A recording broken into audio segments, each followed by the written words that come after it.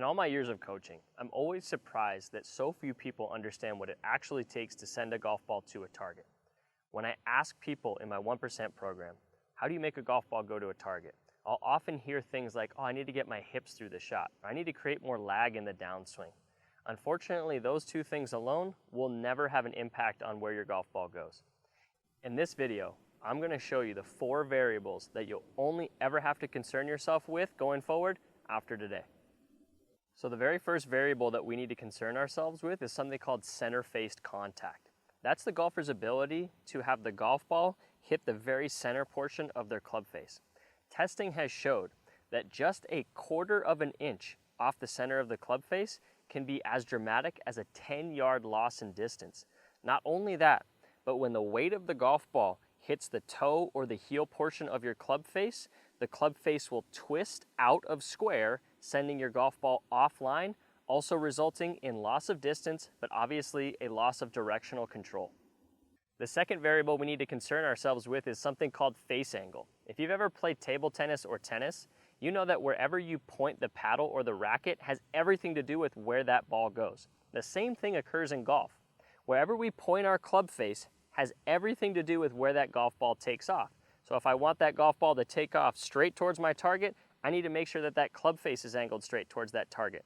Any slight deviation away from the target means that that golf ball will take off either to the right or take off either to the left. Now, unless I'm trying to curve the golf ball on purpose, that can be pretty detrimental. So in this course, we're going to teach you how to start to control this face angle a lot better on your approach shots. The third variable we need to concern ourselves with is something called swing direction. What is swing direction? Swing direction is the overall direction that your club head is swinging when the golf ball and the club collide. So you can see down here, I have these 2 alignment sticks that the golf ball is sitting on. We're going to call this our target line. This alignment stick here is going to represent our target. So when I swing the golf club into the golf ball, there's 3 directions that this club could be moving. It could be moving out to the right relative to the target line. It could be moving square or straight down the target line, or it could be moving left relative to the target line. And it is actually the combination of the face angle, where the magnet and the club face is pointing, and the swing direction that determines what your golf ball does in the air, how much or how little it curves. And now the last variable we need to concern ourselves with is club head speed. If I've chosen a target that's 150 yards away from me, I need to make sure that I have the appropriate amount of club head speed when the club and the ball collide in order to send the ball the appropriate distance. Assuming that I've hit the center of the club face, that the swing direction and the face angle are matched up, I either need to select the appropriate amount of club before I hit my shot, or I need to learn to increase my club head speed if I'm not satisfied with how far the golf ball is going. So now that I've introduced you to these 4 incredibly important fundamentals, let's go ahead and practice these together. The first one we're going to start off with is our center face contact. We know that that's our ability to have the golf ball strike the center of the club face. One of my favorite drills that I do with so many students with a lot of success is just simply take some Dr. Scholl's Odor X foot powder spray, and you can see that I'm going to spray it on the club face. It dries in this really cool matte white color, and that's going to leave an imprint of every shot you hit so you can see exactly where your golf ball is striking the club face. So I'm going to go ahead and hit a 7-iron here, and I've teed the golf ball up a little bit because sometimes when you're hitting off the grass and the mud will wipe some of the spray off your club face. So if you're doing this on your own on the grass, tee it up a little bit. If you're hitting off of AstroTurf mats, just go ahead and let it fly as is. So here we go. I'm going to go ahead and get set up. See if we can hit the center of this club face, or just find out where the ball actually strikes on this club face. So you can see here that the grass made the bottom of the club clean up a little bit, but you can clearly see there that the imprint of that golf ball is right in the center of the club face. So I know that my skill to hit the center of the club face is right where it needs to be, and now I can move on to improving those other variables. So when you're practicing your skill of hitting the center of the club face using our foot powder spray, you might find that a trend emerges. You might hit a lot of your shots off the toe, or a lot of your shots off the heel, or if you're lucky, you'll hit a lot of shots in the center of your club face. Now, if you're hitting shots off the toe, one of the simplest things you can do is intentionally try to hit the golf ball more towards the heel of that club face. Vice versa, if you're hitting a lot of shots off the heel, you would intentionally try to hit a lot of shots off the toe. Trying to do the opposite of what you're currently doing usually helps you to find the center of the club face and can clean up those contact issues. Okay, so now that we've practiced hitting the center of the club face and we know how to practice hitting the center, let's go ahead and talk about how to practice controlling the angle of your club face. So you can see here that I've placed an alignment stick in the ground directly in front of my golf ball, and then I've placed 4 golf balls, 2 to the right, 2 to the left, about 6 inches apart. Now what I'm going to do is I'm going to hit some small chip shots, maybe only swinging back about waist high and then through to about waist high, with the goal being to angle my club face at impact so that the golf ball takes off over the desired golf ball. Okay, so I'm going to demonstrate sending the golf ball over the first one to the right. So what that means is at impact, I need to make sure that the club face is a little bit open relative to that alignment stick there. So let's see if we can go ahead and make that happen. So you can see I did a good job sending that golf ball over that ball to the right. Now let's go ahead and send the golf ball over this first one to the left.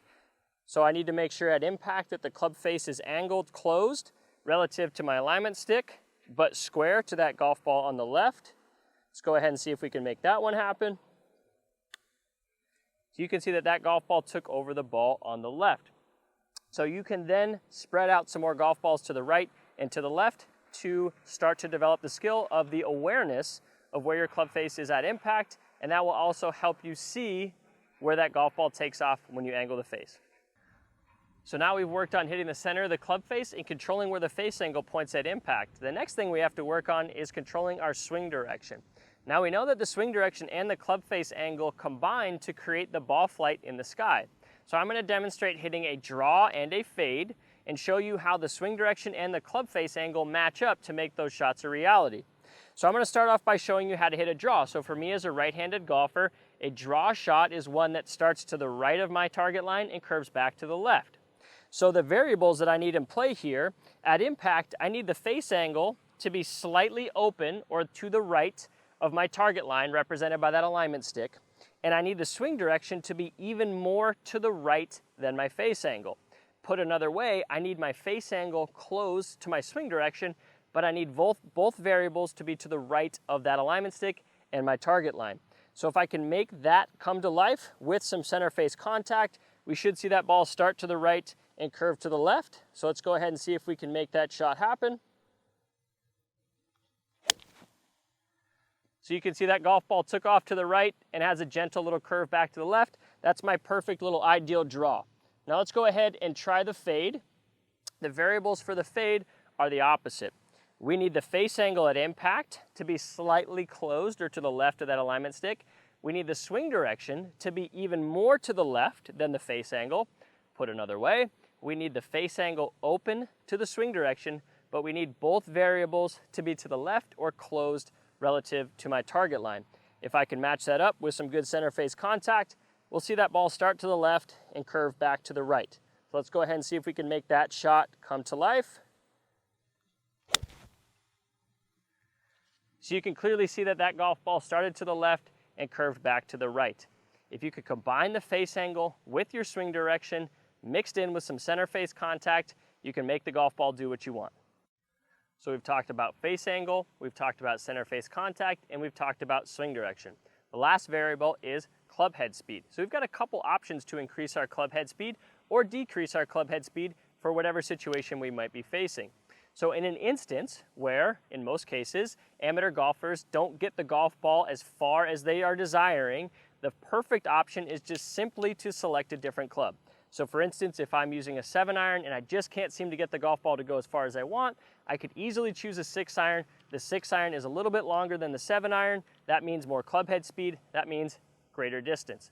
The other option is to actively try to swing faster. So one of the things you can do when you're at the driving range once, twice a week, pick up a driver, pick up a 7-iron, and swing as hard as you can. We're not really worried about where the golf ball is going in this instance because we're just trying to get our brains on board with the fact that we're swinging faster.